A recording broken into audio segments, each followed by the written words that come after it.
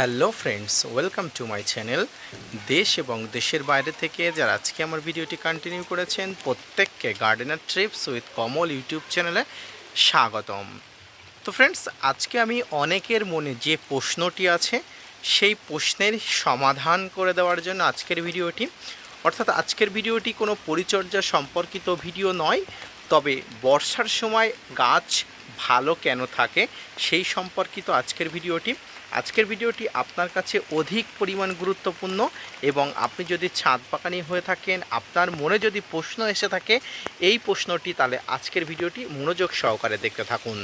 তো ফ্রেন্ডস, সর্বপ্রথম আমাদের মনে প্রশ্ন আসে যে বর্ষার সময় গাছগুলো কেন এত চটপট করে বেড়ে ওঠে, কেন এত ঠিক ঠিক করে বেড়ে ওঠে, কেন এত প্রাণবন্ত হয়ে ওঠে, ডালগুলো কেন শুকিয়ে যায় না, গাছগুলো কেন পাতার বাহার দেখা যায়, কেন ডালপালাগুলো তরতর করে বেড়ে ওঠে, অর্থাৎ সামগ্রিকভাবে গাছের গ্রোথ যেন তরতর করে বেড়ে ওঠে। তো ফ্রেন্ডস, কেন এই গাছের বৃদ্ধি হয়, পাশাপাশি গাছ যেন চির সবুজ হয়ে থাকে, কেন থাকে, তাই নিয়ে থাকছে আজকের আলোচনা। তো দেখুন, গ্রীষ্মের প্রচণ্ড দাবদাহে গাছের বিভিন্ন শারীরবৃত্তীয় কার্যকলাপ যেমন বন্ধ হয়ে যায়, পাশাপাশি গাছের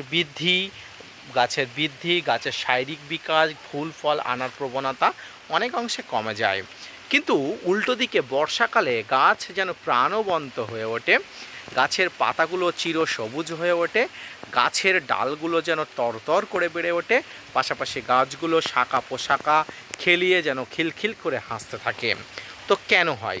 সর্বপ্রথম আপনাদের বলি যে বৃষ্টির জলে এমন একটি জিনিস মিশে থাকে যার জন্য গাছগুলো চির সবুজ হয়ে থাকে। কী সেই জিনিস?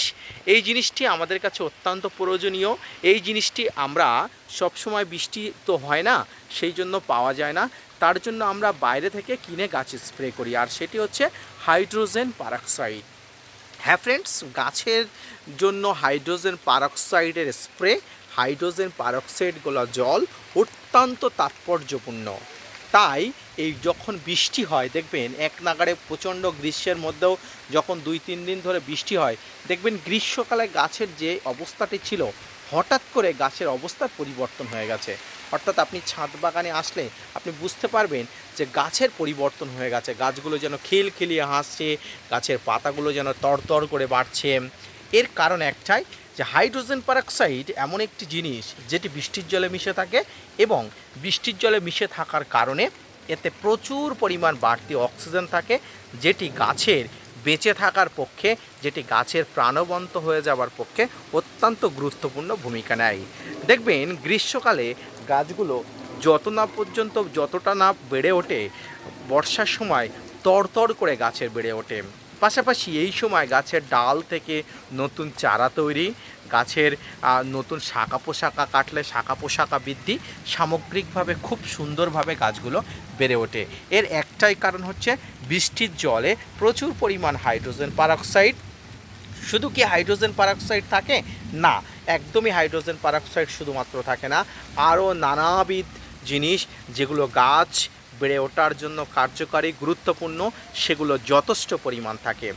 এই মুহূর্তে আপনারা বুঝতে পাচ্ছেন যে প্রচুর বৃষ্টি হচ্ছে, এবং বৃষ্টি মাথায় আমি আপনাদের জন্য এই শ্যুটটা করছি।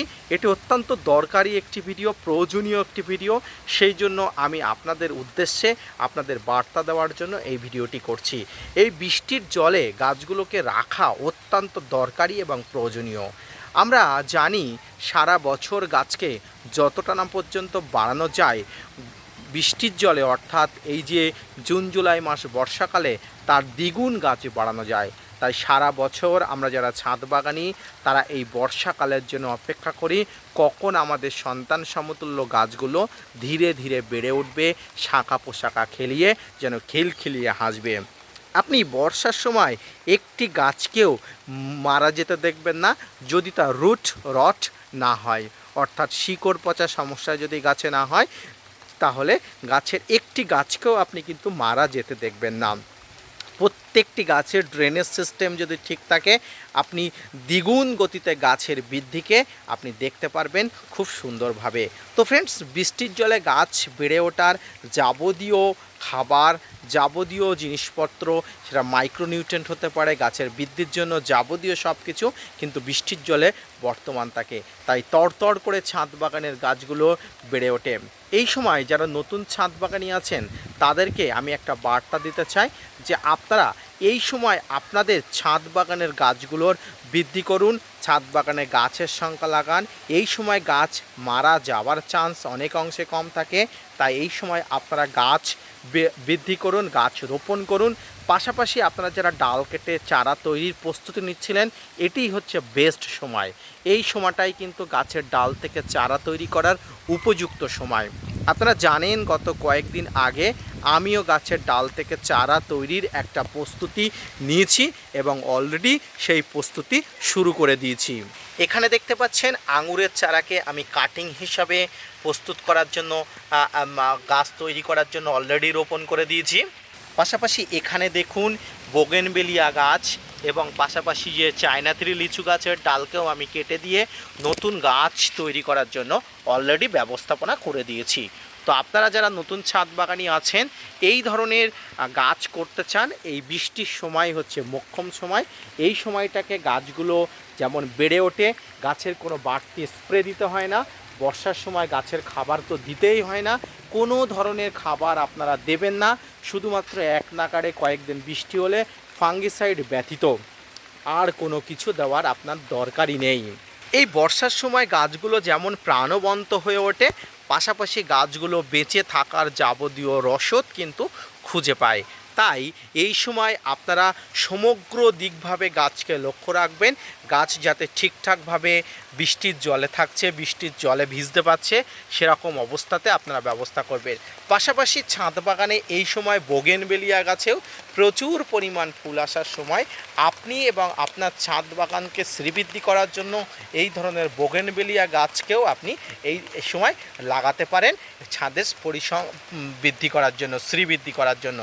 তো ফ্রেন্ডস, মোটামুটি আজকের ভিডিওটি কোনো পরিচর্যা সম্পর্কিত নয়, সেটি তো আপনারা বুঝলেন। পাশাপাশি এই বর্ষার জলে আপনার ছাদ বাগানের গাছকে সুস্থ সবলভাবে বেঁচে থাকার জন্য যাবতীয় আপনারা যে তথ্য আপনারা পেলেন, সেই তথ্যটি যদি ভালো লেগে থাকে অবশ্যই লাইক, কমেন্ট, শেয়ার এবং সাবস্ক্রাইব করবেন। আমি আমার ছোট্ট ছাদ বাগান দিয়ে আপনাদের সঙ্গে যত পরিমাণ তথ্য শেয়ার করি, সেই তথ্য থেকে যদি আপনারা উপকৃত হয়ে থাকেন তাহলে অবশ্যই আমার চ্যানেলটা সাবস্ক্রাইব করবেন, পাশাপাশি শেয়ার করতে ভুলবেন না। তো আজকে বৃষ্টি মাথায় আপনাদের উদ্দেশ্যে আপনাদের একটা বার্তা দেওয়ার জন্য আজকের আমার এই ভিডিও শ্যুটটি করা। দয়া করে ভিডিওটি মনোযোগ সহকারে দেখবেন এবং আপনাদের যদি কোনো তথ্য জানার থাকে, তথ্য দেওয়ার থাকে, কোনো বিষয় আমার জানানো থাকে বা আমার কোনো বিষয় মিস্টেক হয়ে গেছে তেমনটি যদি আপনাদের জানা থাকে, কমেন্টস বক্স খোলা আছে, আপনারা নির্দ্বিধায় বলতে পারেন বা জানার আগ্রহ প্রকাশ করতে পারেন। ভিডিওটি মনোযোগ সহকারে ধৈর্য নিয়ে দেখার জন্য অসংখ্য ধন্যবাদ। প্রত্যেকের বলি, বর্ষা আসছে, গাছ লাগান, ছাদের গাছের সংখ্যা বৃদ্ধি করুন, দেখবেন আপনার ছাদ বাগান আরও বেশি সুন্দর হবে। ধন্যবাদ।